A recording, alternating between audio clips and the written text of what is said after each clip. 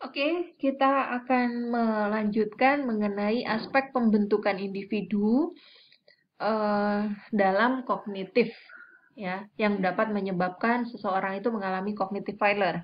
Yang pertama adalah tadi sudah kita bahas sampai poin ketiga. Sekarang saya akan membahas ke poin keempat mengenai konsep diri. Konsep diri itu merupakan pikiran atau persepsi seseorang tentang dirinya sendiri, serta merupakan salah satu yang mempengaruhi tingkah laku. Nah, konsep diri ini artinya bagaimana seseorang itu berpersepsi atau memiliki persepsi terhadap dirinya sendiri. Nah, misal dia memiliki konsep diri bahwa dia adalah orang yang mudah mengalami pesimis, maka orang lain pun akan memiliki persepsi bahwa orang tadi memiliki konsep diri yang pesimis. Jadi usahakan ketika kita membentuk sebuah konsep diri itu kita harus berpikir sesuatu yang baik-baik. Selanjutnya, untuk mengetahui bagaimana seseorang itu mengalami cognitive failure ada dua cara. Yang pertama adalah dengan menggunakan buku harian. Jadi tenaga kerja mencatat apa yang dia lakukan mulai dari pagi dia bekerja sampai sore hari ketika dia selesai bekerja. Nah, di situ akan terlihat apakah dia mengalami cognitive failures atau tidak.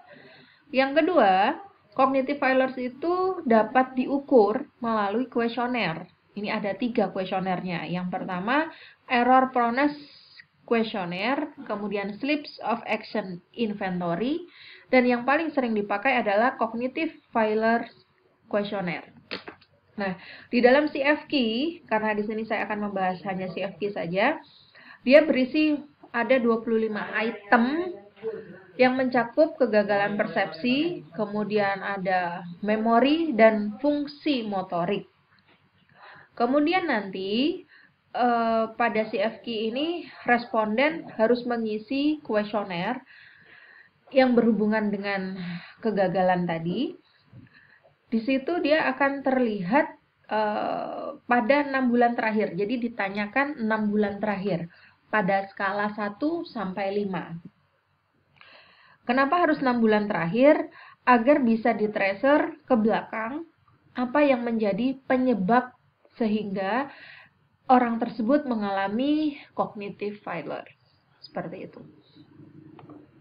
Nah, ini contohnya. Jadi pertanyaan-pertanyaan yang diberikan pada CFQ untuk mengetahui apakah seseorang itu mengalami kegagalan kognitif, itu sebenarnya pertanyaan-pertanyaan yang sangat simpel dan tiap hari dia jalani. Nah, ini contoh pertanyaannya ya. Jadi di sini ada misalnya, do you fail to notice signpost pada jalan? Nah, di sini dipilih dengan 5, ada never sampai very often. Kalau di Indonesia, saya sarankan untuk menggunakan kuesionernya hanya 4 saja, yang occasionally atau netral atau jarang ini lebih baik kita skip, karena pasti orang-orang akan memilih, kecenderungannya akan memilih baris yang occasionally. Selanjutnya, kita akan berbicara apa hubungan safety perception dan cognitive failure pada K3. Nah, menurut Geller, di buku Psychology of Safety Handbook, dia mengatakan bahwa ketika perilaku yang berhubungan dengan keselamatan menjadi dasar kebiasaan, maka seseorang itu akan memiliki kemampuan berpikir dengan tingkat yang lebih tinggi, sehingga nantinya probabilitas kegagalan kognitifnya itu akan berkurang. Tetapi kalau dia sudah sering berperilaku unsafe action, maka sudah bisa kita pastikan bahwa kegagalan kognitifnya itu tinggi. Karena apa? Karena tadi dimulai dari kesalahan pembentukan persepsi di awal. Entah itu kegagalan pembentukan persepsi mulai dia tingkat kanak-kanak, remaja, ataupun dewasa.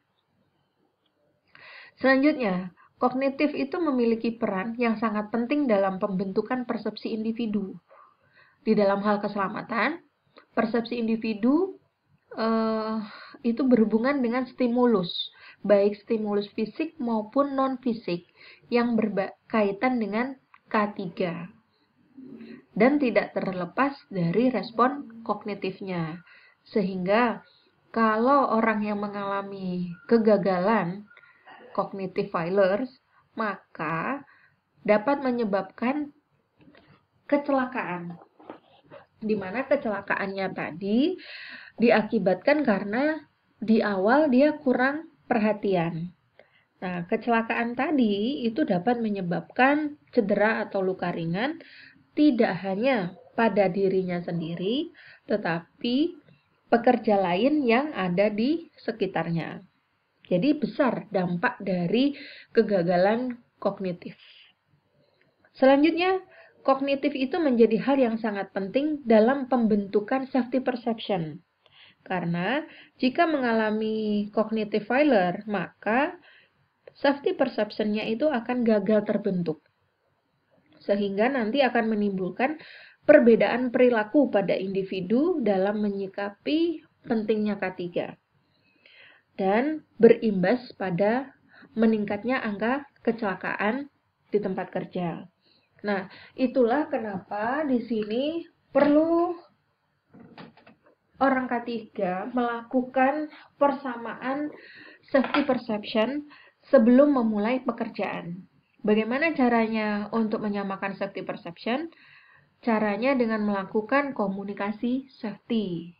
Komunikasi safety contohnya melakukan safety briefing sebelum bekerja, kemudian membuat poster, membuat slogan yang berhubungan dengan K3 di tempat kerja. Sehingga jika si tenaga kerja itu di awal mengalami cognitive failure, tetapi jika tiap hari dia selalu dipapar dengan kognitif yang positif dari lingkungannya, seperti poster, kemudian safety briefing, maka lama-kelamaan dia akan memiliki pola pikir yang berbeda, sehingga cognitive failure dapat dicegah. Kurang lebihnya seperti itu mengenai safety perception dan cognitive failure. Jika ada pertanyaan, bisa menghubungi saya dan kita akan membahasnya melalui forum. Terima kasih. Saya akhiri. Assalamualaikum warahmatullahi wabarakatuh.